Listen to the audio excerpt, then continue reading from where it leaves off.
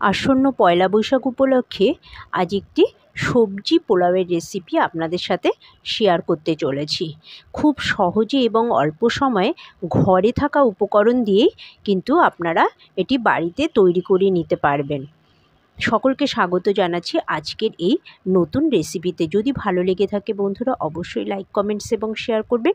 আর নতুন বন্ধুরা কিন্তু অবশ্যই সাবস্ক্রাইব করবেন। তাহলে চলুন শুরু করা যাক আজকের রেসিপি। কড়াইতে সানফ্লাওয়ার অয়েল আমি গরম করে নিয়েছি, তার মধ্যে দিয়ে দিচ্ছি কালো মরিচ বা গোলমরিচ আর কয়েকটা সামরিচ। দেখুন এবার নিয়েছি কয়েকটা লবঙ্গ, একটু জয়িত্রী আমি ভেঙে নিয়েছি, দারচিনি, একটা চক্রফুল নিয়েছি আর এলাচ নিয়েছি, এটাও তেলের মধ্যে দিয়ে দিচ্ছি।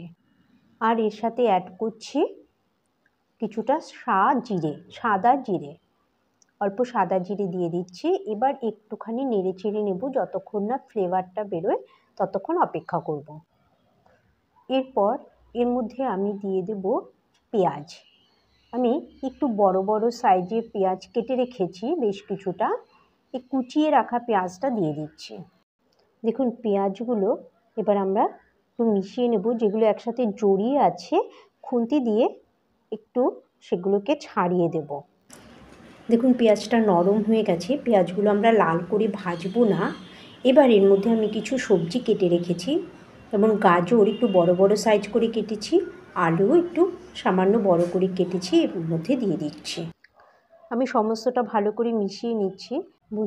বন্ধুরা আমি সবজি পোলাও রান্না করছি, তবে পেঁয়াজ রসুন ব্যবহার করেই করব। যারা পেঁয়াজ রসুন খান না তারা অ্যাভয়েড করবেন, খেতে কিন্তু ভীষণ ভালো লাগবে।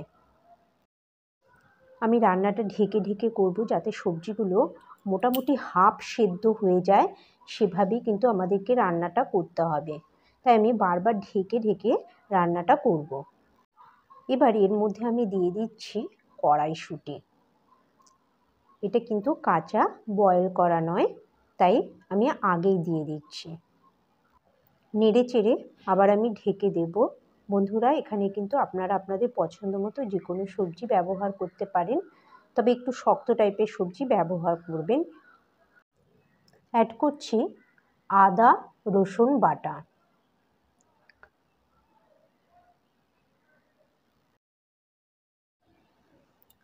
আমার চ্যানেলে নানান রকমের জলখাবার, বাচ্চাদের স্কুলে টিফিনের রেসিপি শেয়ার করা আছে বন্ধুরা, আপনারা কিন্তু দেখে নিতে পারেন।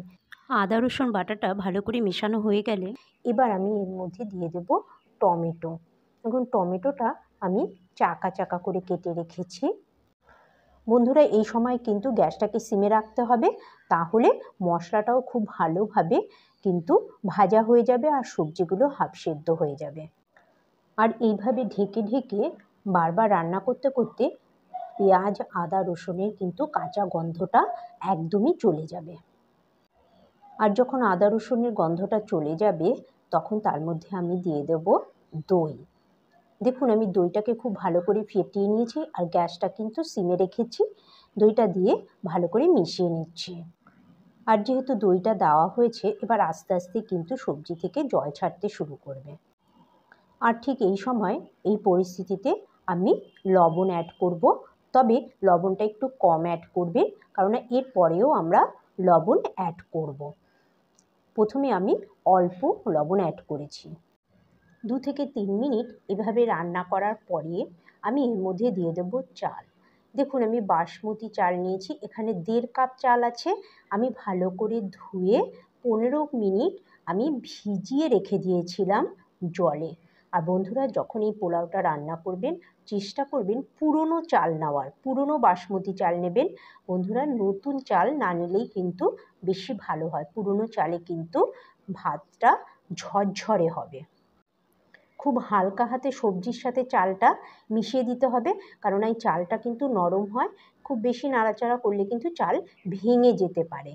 মিশিয়ে দেওয়ার পরে এর মধ্যে দিয়ে দেব উষ্ণ গরম জল। দেখুন আমি এখানে 1.5 কাপ চাল নিয়েছি, জল দিয়েছি 2.5 কাপ। মানে আপনি যেই পাত্রটা মেপে চাল নেবেন সেই পাত্রটা মেপেই কিন্তু জলটা দেওয়ার চেষ্টা করবেন।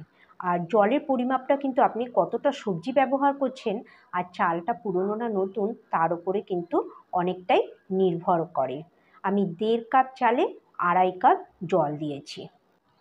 এবার আমি ওপর থেকে সামান্য ধনেপাতা কুচি ছড়িয়ে দিচ্ছি কয়েকটা চিড়ে রাখা কাঁচা লঙ্কা, আর দিয়ে দিচ্ছি লবণ। প্রথমে আমি হাফ দিয়েছিলাম আর এখন হাফ লবণ অ্যাড করলাম। আর ওপর থেকে দিয়ে দেব ঘি। আপনারা চাইলে পুরো রান্নাটা কিন্তু প্রথম থেকে ঘিতেই করতে পারেন, যেহেতু গরমের সময় তাই আমি সাদা তেলে করেছি আর ওপর থেকে অল্প ঘি ছড়িয়ে দিচ্ছি।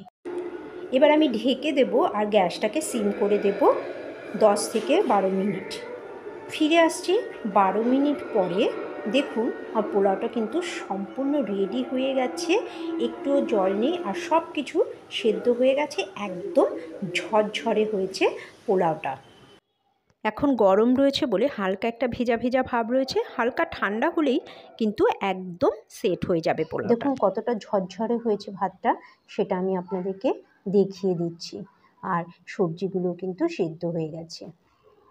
এবার আমি ওপর থেকে আরেক চামচ একটু ঘি ছড়িয়ে দিয়ে ঢেকে 10 মিনিট রেখে দেব। দেখুন 10 মিনিট পরে এবার আমি খাবারটা পরিবেশন করে দিই। এর সাথে সুন্দর একটা চিকেন কিন্তু আপনি পরিবেশন করতেই পারেন।